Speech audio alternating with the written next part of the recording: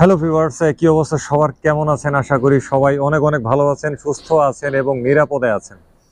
আজকে আমরা একটু কথাবার্তা বলবো হন্ডা এক্সব্লেড 160 সিসির মোটরসাইকেলটি নিয়ে। এই মোটরসাইকেলটা কিন্তু বাংলাদেশে তুমুল তুমুল জনপ্রিয়। তো আসলে এই জনপ্রিয়তার পেছনে কি কি কারণগুলো দায়ী এবং কিছু কিছু কারণে এটা একটু পিছিয়ে আছে, তো কেন সেটা ইত্যাদি ইত্যাদি বিষয়গুলো আজকে আমরা এই ভিডিওতে একটু কি করব, আলোচনা করব। তো চলেন তাহলে আমরা ভিডিওটা শুরু করি। তো আমাদেরকে একটু পিছনে ফিরতে হবে, অনেক পিছনে। এই হোন্ডা এক্সব্লেড এই মোটরসাইকেলটা বাংলাদেশে প্রথম আসছিল কবে? 2019 সালের ডিসেম্বর মাসে, এবং ডিসেম্বরের 13 এবং 14 তারিখ 2019 সালের তখন বসুন্ধরা কনভেনশন সেন্টারে 2 দিনের একটা বড় অনুষ্ঠান হয়েছিল। সেখানে গায়ক হিসেবে উপস্থিত ছিলেন আমাদের খুবই জনপ্রিয় একজন গায়ক, সে হচ্ছেন নগর বাউলের জেমস। ঠিক আছে, খুবই একটা আড়ম্বরপূর্ণ অনুষ্ঠান হয়েছিল। আমি জানি আপনারা যারা ভিডিওটা দেখছেন তাদের কেউ কেউ হয়তো বা সেই অনুষ্ঠানে গেছিলেন। কারা গেছিলেন কাইন্ডলি একটু কমেন্ট করবেন। তো সেই সময়ে 2019 সালের ডিসেম্বর মাসে এই বাইকটা লঞ্চ করা হয়, এবং তখন কিন্তু ছিল সিঙ্গেল ডিস্ক, এবং উদ্বোধনী দাম ছিল 1,72,900 টাকা। এবং তখন এই যে সিঙ্গেল ডিস্ক হিসাবে মোটরসাইকেলটা বেরিয়েছিল, এটা নিয়ে কিন্তু আমাদের বাংলাদেশের বাইকাররা মারাত্মক রকমের সমালোচনা করেছিল হোন্ডা বাংলাদেশকে নিয়ে, যে কেন তারা এই নন এবিএসটা বাংলাদেশে আনলো, কেন তারা সিঙ্গেল ডিস্কটা বাংলাদেশে আনলো, ইত্যাদি ইত্যাদি এই বিষয় নিয়ে। তো তারপরে দেখা যাক কি হয়েছে। 2021 সালের সেপ্টেম্বর মাসে তারা আবার করছে কি, এই এর এবিএস ভ্যারিয়েন্টটা বাংলাদেশে লঞ্চ করে, ডুয়েল ডিস্ক এবং হচ্ছে সিঙ্গেল চ্যানেল এবিএস। তো বর্তমানে এই হোন্ডা এক্সব্লেড যেটা নন এবিএস সিঙ্গেল ডিস্ক, ওইটার দাম চলছে কিন্তু 1,90,500 এমআরপি। আচ্ছা, তারপরে আর সিঙ্গেল চ্যানেল এবিএস যেটা আছে ডুয়েল ডিস্ক, ওইটার এমআরপি হচ্ছে 2,15,500 টাকা। এইবারে আসতেছি আমরা আসল কথাবার্তা। আসল কথাবার্তা কি, যে আসলে হোন্ডা এক্সব্লেড এই মোটরসাইকেলটা বাংলাদেশের বাজারে কেন এত সাকসেসফুল হয়েছে আজকের এই 2023 সাল পর্যন্ত।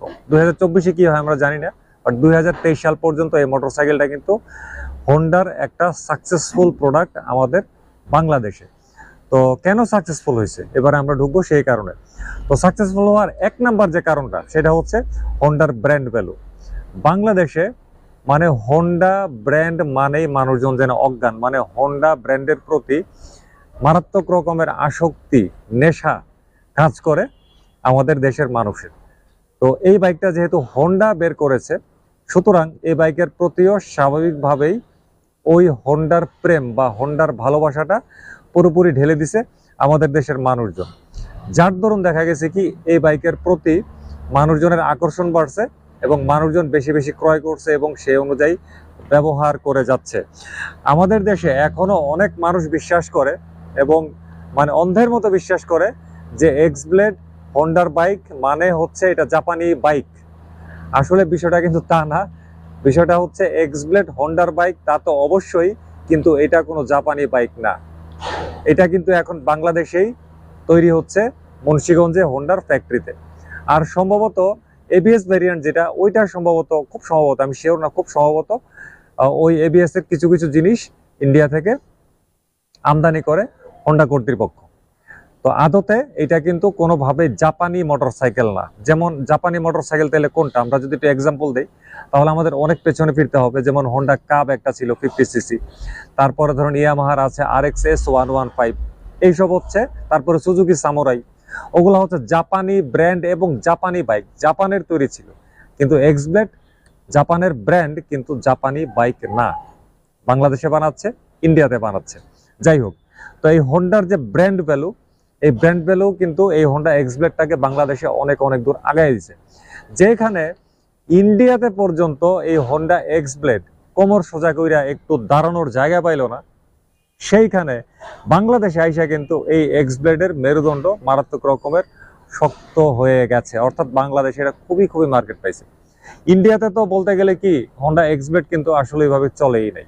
খুবই সুপার সুপার একটা ফ্লপ মোটরসাইকেল ছিল ইন্ডিয়াতে, অথচ বাংলাদেশে আইসা দেখা গেছে কি এটা পুরা লালে লাল হয়ে গেছে, অর্থাৎ মারাত্মক রকমের সাকসেস হয়ে গেছে। এরপর দ্বিতীয় কারণ, এই 2023 সাল পর্যন্ত এটার জনপ্রিয়তা, সেটা হচ্ছে দেখায় সুন্দর।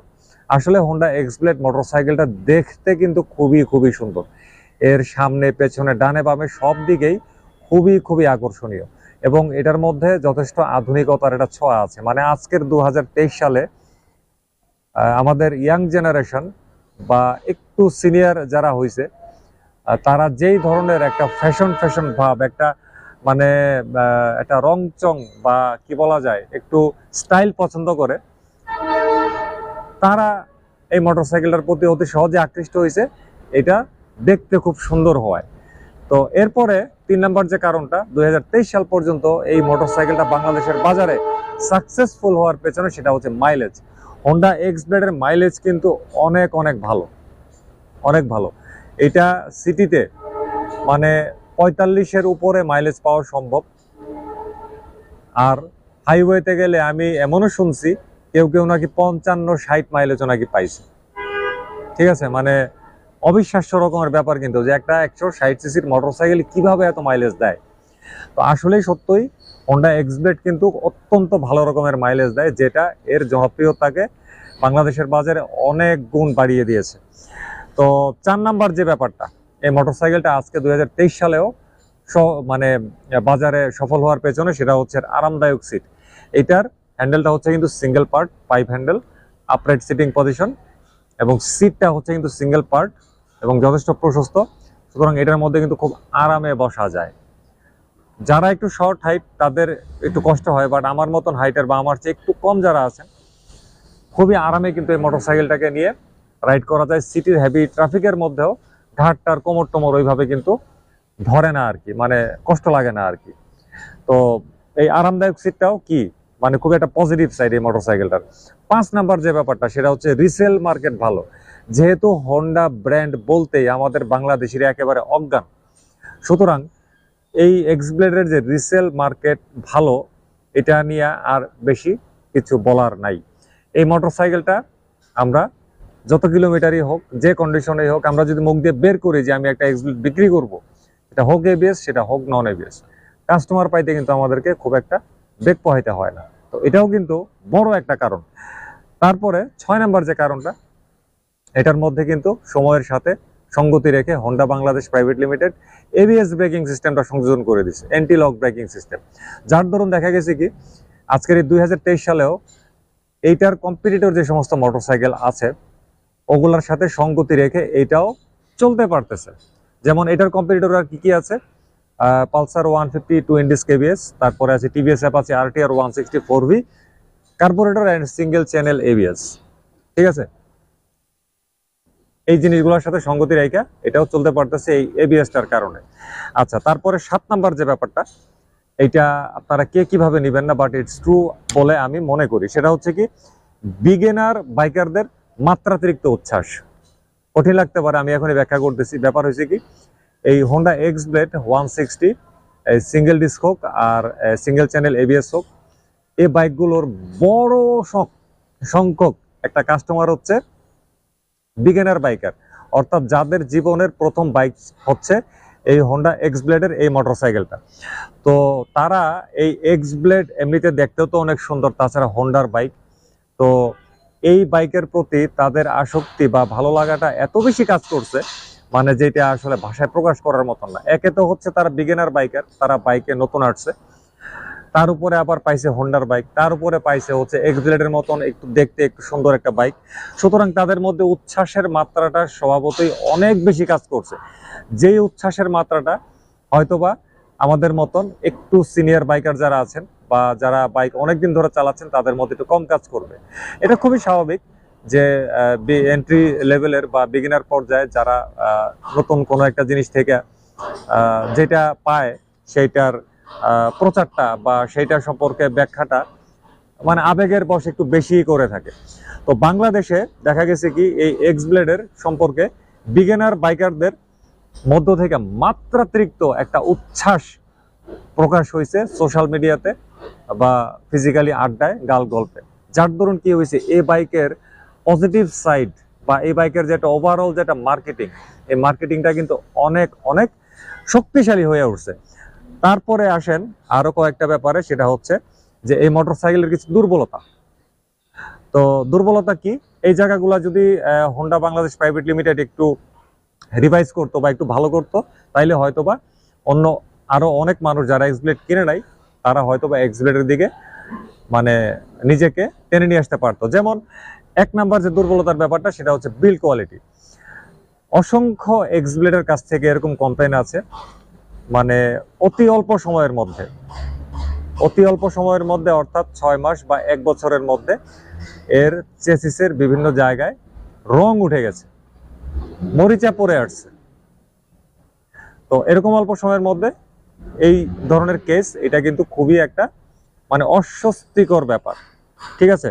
তাছাড়া এটার যে সুইচের কোয়ালিটি বলি বা বডির যে প্লাস্টিকের কোয়ালিটি বলি, স্ক্রুর কোয়ালিটি বলি, এই কোয়ালিটির দিক থেকেও কিন্তু খুবই কম্প্রোমাইজ করছে হোন্ডা বাংলাদেশ প্রাইভেট লিমিটেড।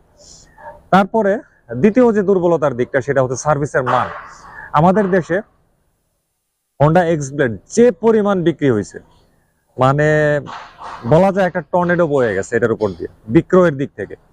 তো এই অনুযায়ী সার্ভিসের মান, মানে অফিসিয়াল সার্ভিসের মান সেভাবে পায় নাই কাস্টমাররা। এই সম্পর্কে অসংখ্য অভিযোগ আমি শুনতে পাই কাস্টমারদের মুখ থেকে, রাস্তাঘাটে অনেকের মুখ থেকে কিন্তু এই হোন্ডার অফিসিয়াল সার্ভিসিং সেন্টার সম্পর্কে অনেক অভিযোগ, অনেক আপত্তি শুনতে পাওয়া যায়।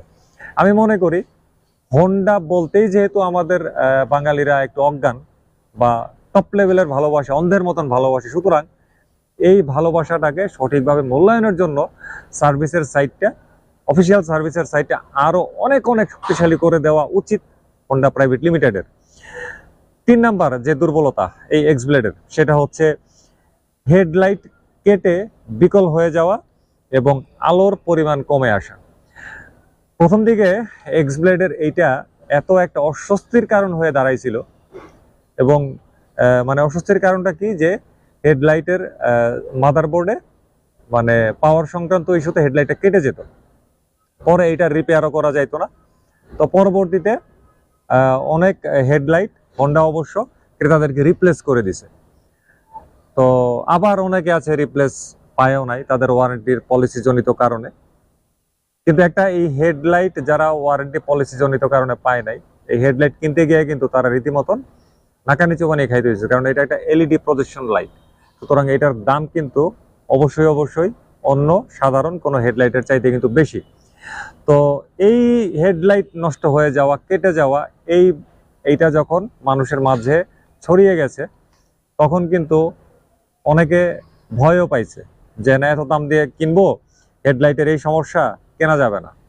তো এই দুর্বল দিকটা সংশোধন কিছুটা হয়েছে, বাট পুরাপুরি কিন্তু হয় নাই। এখনো এক্সব্লেড এবিএস এর মধ্যে কিন্তু এই সমস্যাটা পাওয়া যায়, দেখা যায়, শোনা যায়।